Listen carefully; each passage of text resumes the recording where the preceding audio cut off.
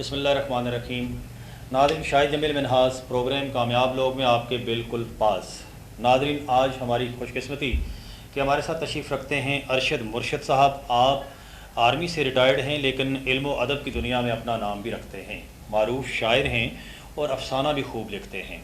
میرا مطلب افسانہ نگار بھی ہیں آپ کی کتاب امتزاج شاعری کی بہت خوبصورت کتاب ہے اور اپنی مثال آپ ہے. اور اس کے بعد افسانوں کی ایک خوبصورت کتاب آپ نے لکھی اور پھر مارکیٹ کے اندر چھا گئی. اس کا نام ہے طواف آرزو. اس کے علاوہ مدام کے نام سے ایک شاعری کی کتاب ہے، بہت جلد ہمارے ساتھ ہوگی. مزاحیہ مضامین خوب لکھتے ہیں اور اس کے ساتھ ساتھ خوب اچھا بولتے بھی ہیں. میں آپ کو اپنے اسٹوڈیوز میں خوش آمدید کہتا ہوں.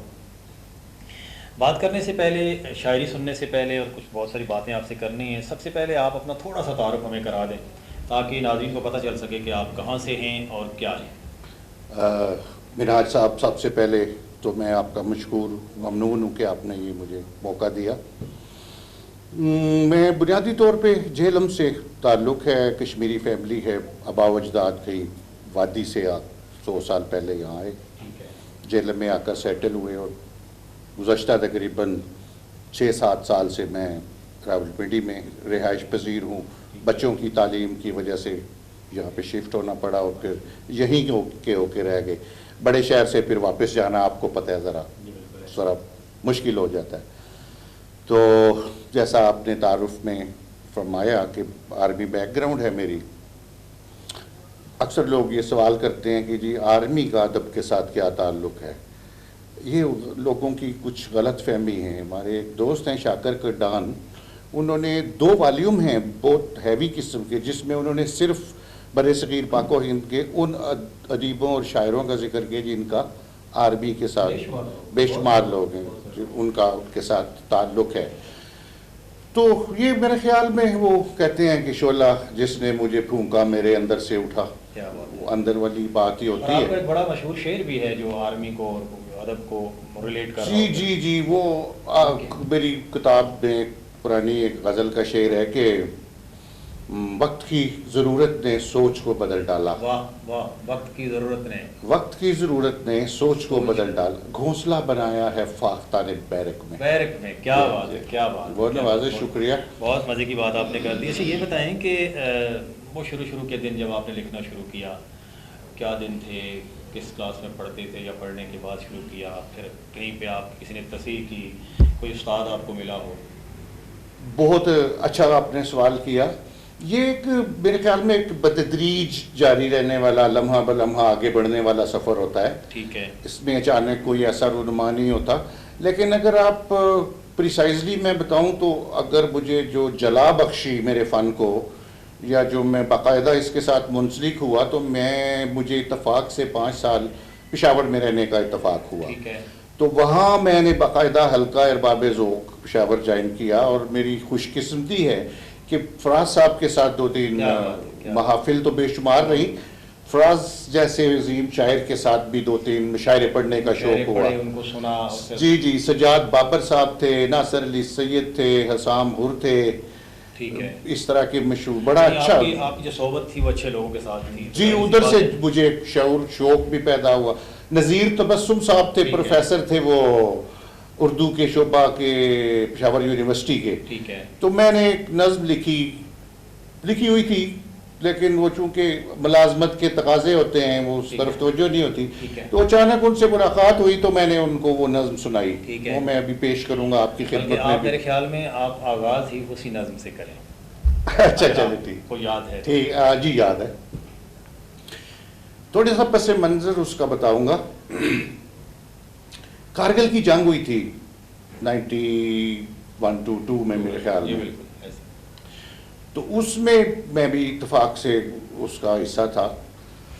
تو ایک ٹائیگر ہل تھی، پہاڑ کا نام تھا. تو انڈیا کے چینل لگائیں زی ٹی وی تو وہ کہتے تھے جی کہ انڈیا کے پاس ہے، پاکستان کے پاس وقت دیکھیں تو وہ کہتے تھے ہمارے پاس ہے.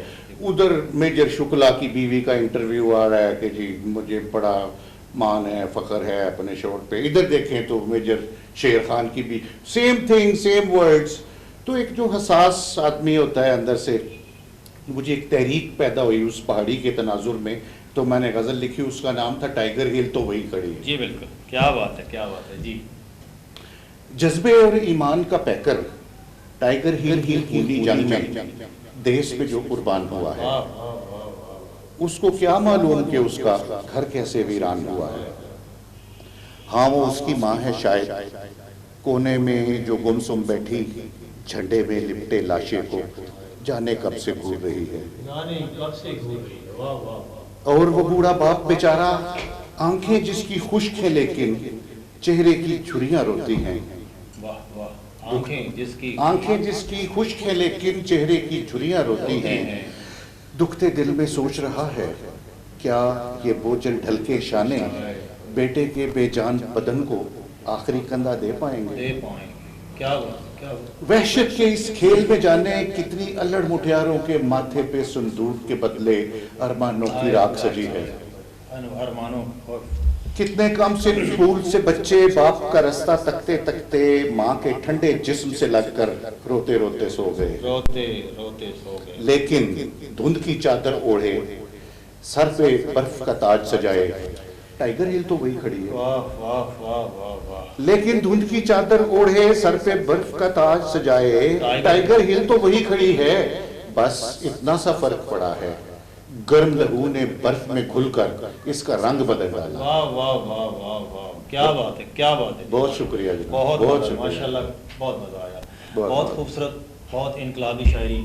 اور میں سمجھتا ہوں کہ سامعین محترم اور ناظرین اگر آپ سنیں اور دیکھیں تو آپ کو معلوم ہو کہ جو شخص ایسا کچھ لکھ رہا ہوتا ہے اس کے دل میں کیا گزر رہی ہوتی ہے، اس کے دماغ کے اندر کیا چل رہا ہوتا ہے۔ پھر ایک طرف دشمن کی گولیاں اور پھر دوسری طرف علم و ادب کی خوبصورت داستانیں، بہت بڑی بات ہے۔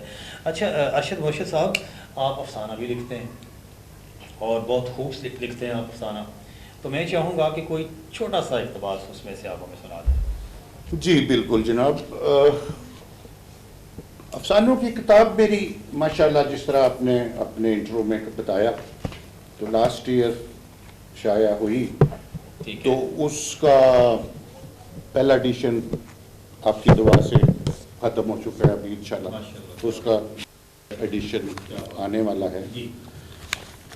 پر یہ سامنے ہی ہیں، کچھ چیزیں ہوتی ہیں کہ یہ ایک ماسٹر صاحب کی کہانی ہے، استاد جو اسکولوں کے ہوتے ہیں، تو ان کے متعلق چند لائنیں جو لکھی تھی وہ پیش کرتا ہوں کہ دنیا والوں کا دستور ہے کہ وہ ماسٹر چراغ دینوں کو نیک نامی اور عزت تو بہت دیتے ہیں، لیکن ان کی مفلسی اور بھرم کے جنازے کو کندھا کبھی نہیں دیتے۔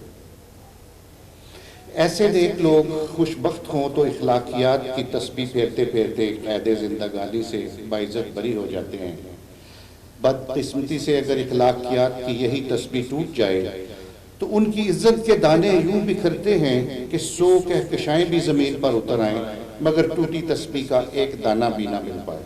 کیا بات، بہت گہری بات آپ نے کر دی۔ کہا جاتا ہے کہ دریا کو کوزے میں بند کر دینا، آپ نے واقعی دریا کو کوزے میں بند کر دیا۔ اچھا لکھتے ہیں، اچھا بولتے ہیں، بہت خوبصورت باتیں کرتے ہیں۔ ارشد مرشد صاحب ہمارے ساتھ تشریف رکھتے ہیں اور آپ کا تعلق آرمی سے تھا اور یقیناً اب بھی ہے، کیونکہ ایسے لوگ جو ہیں وہ بڑے عظیم لوگ ہوتے ہیں اور کہا جاتا ہے کہ اپنی مٹی پہ چلنے کا سلیقہ سیکھو، سنگ مرمر پہ چلو گے تو پھسل جاؤ گے۔ واہ واہ واہ، اور یہ ایسے لوگ ہیں جو نہیں چھوڑتے اپنی مٹی کو۔ پھر میں سمجھتا ہوں کہ ان کا پہلا تعارف سب سے بڑا تعارف ہے آرمی، اور دنیا کی مشہور ترین اور بہادر ترین فوج پاک آرمی کو میرا سلیوٹ۔ مزید کچھ سننا چاہیں گے شاعری میں آپ سے؟ جی میں ضرور سناتا ہوں، لیکن میں ایک چھوٹی سی گزارش آرمی کے حوالے سے، اتنی آپ نے خوبصورت باتیں کی ہیں تو شاعر اور ادیب ہونے کے ساتھ میرا تعارف وہی ہے، بے شک بے شک، اور مجھے فخر ہے اس پہ۔ بے شک بے شک، اگرچہ میں سمجھتا ہوں کہ مجھے فوج نے بہت کچھ دیا ہے، وہ ایک ایسا ادارہ ہے، ایک ایسی اکیڈمی ہے جس نے مجھے بہت کچھ سکھایا ہے، اور میں آج جو کچھ بھی ہوں میں اسی کے طفیل ہوں، اور مجھے فخر ہے کہ میں اس کا حصہ ہوں۔ بے شک، بہت بڑی بات، بہت بڑی بات آپ نے۔ ایک غزل؟ جی بالکل، غزل سنا دیں۔ شاید اس بار وہ آ کر نہ دوبارہ جائے، شاید اس بار وہ آ کر نہ دوبارہ جائے، آؤ ایک بار اسے پھر سے پکارا جائے۔ کیا بات ہے، کیا بات ہے، ایک بار اسے پھر سے پکارا جائے۔ کس قدر خوف ہے دریا کو میرے مرنے کا، کس قدر خوف، کس قدر خوف ہے دریا کو میرے میرے مرنے مرنے کا، کا، میں جہاں جاؤں میرے ساتھ کنارہ واہ جائے، واہ واہ واہ کیا بات ہے جی، میں جہاں جاؤں میرے میرے ساتھ ساتھ کنارہ جائے، اس کو انجام محبت کی چنوتی دے دو، اس کو انجام محبت کی چنوتی دے دو، وہ تو معصوم ہے دھوکے میں نہ مارا مارا جائے، جائے، کیا بات ہے، وہ تو معصوم ہے دھوکے میں نہ مارا جائے، قتل کرنا ہے تو اس طرح اتارو خنجر، قتل کرنا ہے تو اس طرح اتارو خنجر، دور تک کچھ تو میرے خون کا دھارا واہ جائے، واہ واہ واہ، دور تک کچھ مقرر مقرر، قتل کرنا ہے تو اس طرح اتارو خنجر، دور تک کچھ تو میرے خون کا دھارا جائے، سانپ یادوں کے لیے چلتے ہیں میں خانے میں، واہ واہ، سانپ یادوں، سانپ یادوں کے لیے چلتے ہیں میں خانے میں، تاکہ اس زہر کو اس زہر سے مارا واہ جائے، واہ واہ واہ، تاکہ اس زہر، واہ تاکہ واہ اس واہ، زہر کو اس زہر سے مارا جائے،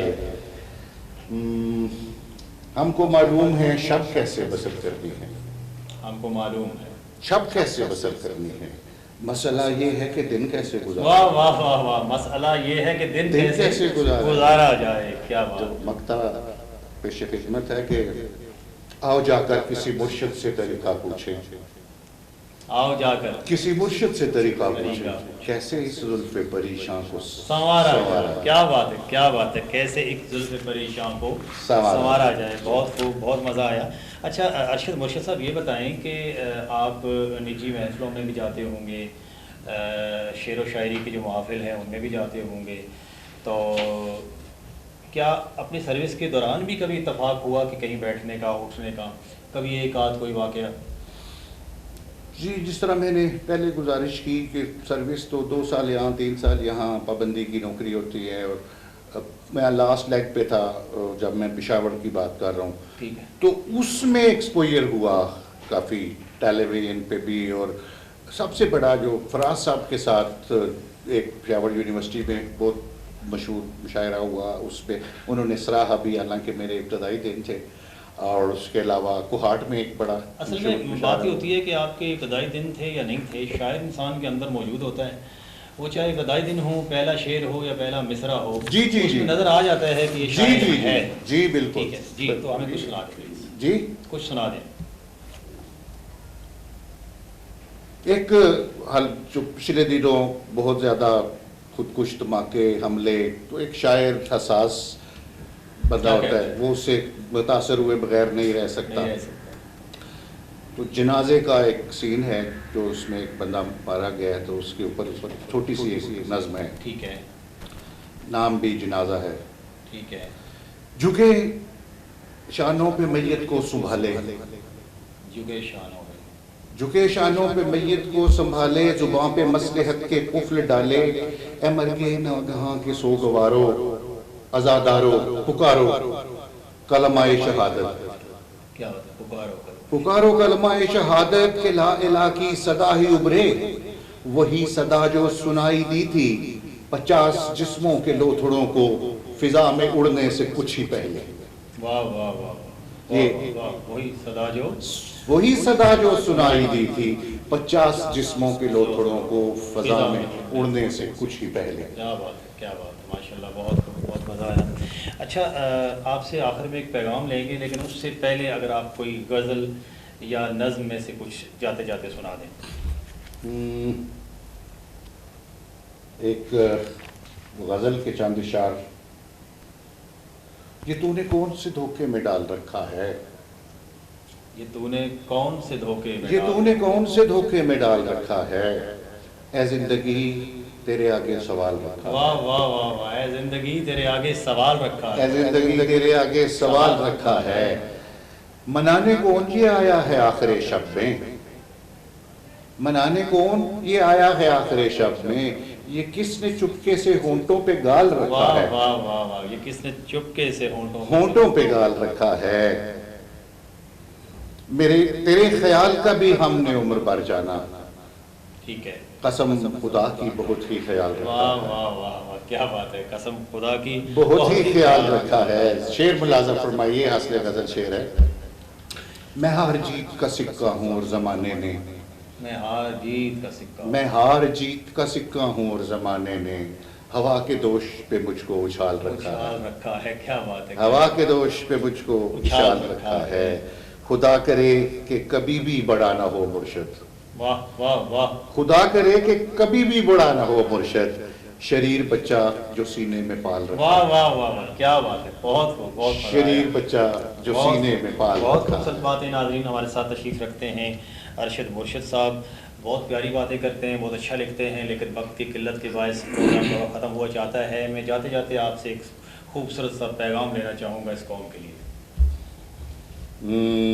खूबसूरत का पैगाम यही है कि जो आम कहा जाता है कि खुशियाँ बांटें। क्या बात है। और ये कौम है, ये मुल्क है, ये हमारी माँ है। इस पे सारे लोग बहुत तनकीद करते हैं। तो माँ बीमार हो तो उसको बाजार में नहीं फेंका जाता, उसका इलाज कराया जाता है। क्या बात है। तो ये धरती है, ये हमारी पहचान है, ये हमारी माँ है।